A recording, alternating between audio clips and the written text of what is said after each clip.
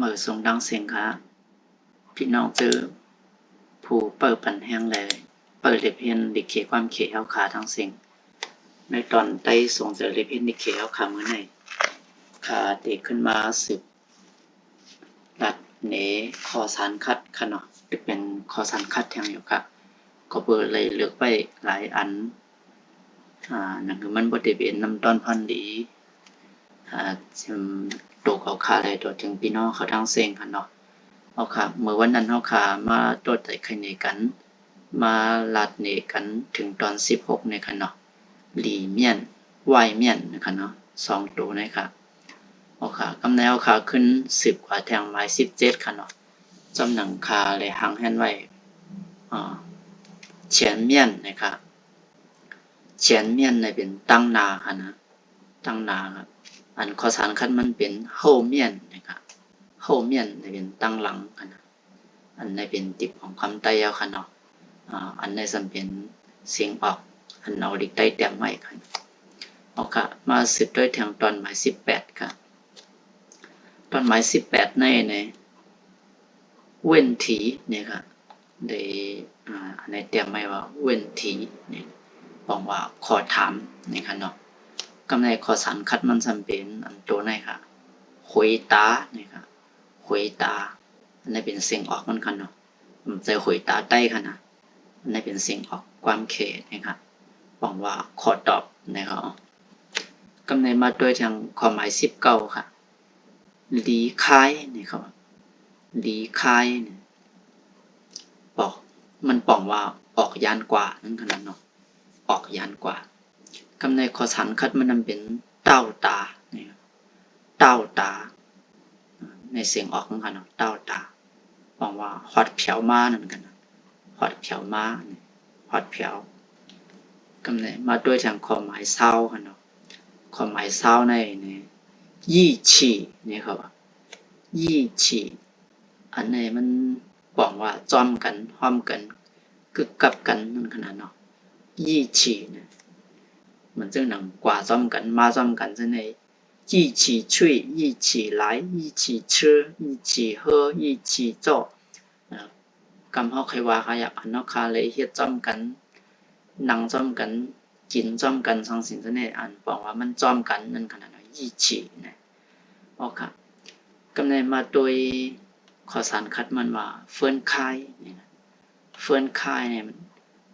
บอกว่าแตกใหญ่กันผัดเพกันนั่นกันเนาะผัดยันกันนี่เขาคายกันเนี่ยนั่นกันเนาะโอเคเฟิร์นคายเนี่ยกำเนิดมาโดยทางเซาเอ็ดค่ะเซาเอ็ดเนี่ยช่วยเจ้าล่ะเนี่ยครับช่วยเจ้าล่ะบอกว่านอนรับไว้เนี่ยครับนอนรับยาวเนาะกำเนิดขอสารคัดมันเป็นไงครับสู้สิ่งเนี่ยสู้สิ่งบอกว่าตื่นมาตื่นนอนมาเป็นขนาดเนาะลุกตื่นมาเป็นขนาด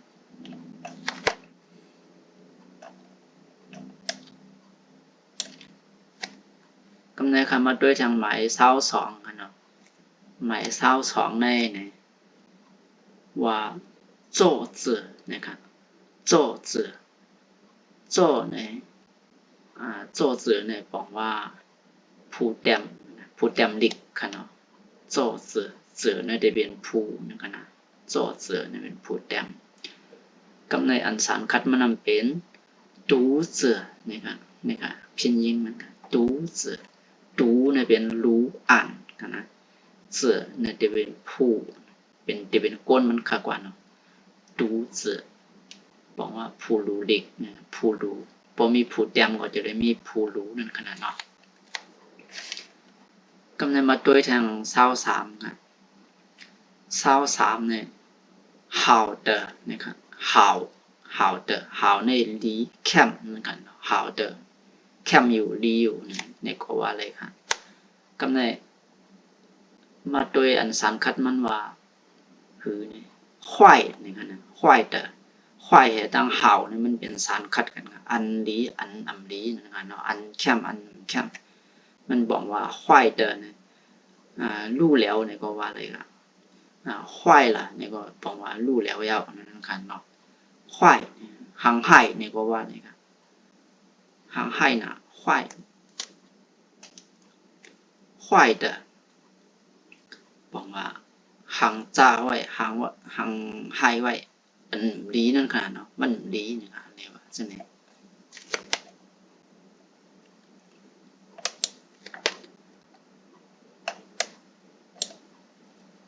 ขึ้นมาด้วยทางไม้24กันเนาะไม้24เนี่ยนะเตรียมว่าเมลี่เตอร์นะครับเมลี่อันนี้บอกว่าหางดีครับเมลี่เตอร์หางดีอยู่นะครับก็ในสารคัดกันตั้งเมลี่นะเป็นเฉียวนะครับนะเฉียวเล่าเตอร์เป็นหางจ้า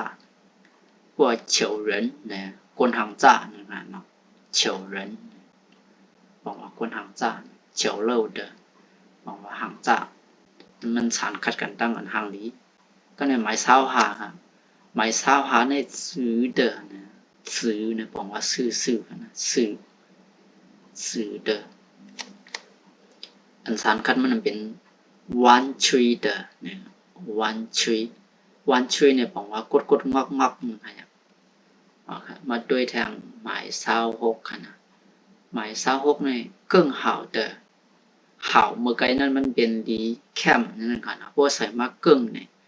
มันแคนเตอร์หรือมาแทงเนาะแคน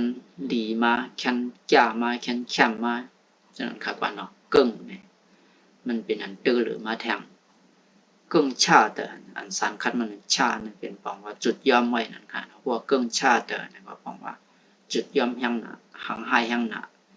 อันมันเต็มทนนั่นค่ะเนาะมันจึงแค่นำเต็มทนนั่นค่ะอ๋อครับก็เลยมาโดยข้อหมาย27นะครับเทียนเดอนะครับอันนี้บอกว่าเทียนเดอบอกว่าเจมหวานเจมให้ดังอันสารคัดมันเป็นขมขนาดเนาะผมมีเจมงอกมันโดนมีขมครับขมเนี่ยบอกว่าคูเดอในคณะคูเดอคูบอกว่าขมนะครับเพราะว่าท่งขู่เนี่ยเจ็บแสบนะครับเพราะว่าขู่นั่นนะครับอย่าพึ่นึงอ่ะขู่เนี่ยก็เจอหลายๆตีกันเนาะอ๋อครับอันนี้เขาจะเลยบอกใจว่ามันสารคัดกันตั้งเทียนนะครับขู่เนี่ยนะขู่เนี่ยมันสารคัดกันตั้งเทียนเนี่ยเป็นเจมหวานขนาดนี้นะเทียนเดอเจมหวานขู่เดอแล้วก็ขมนะครับ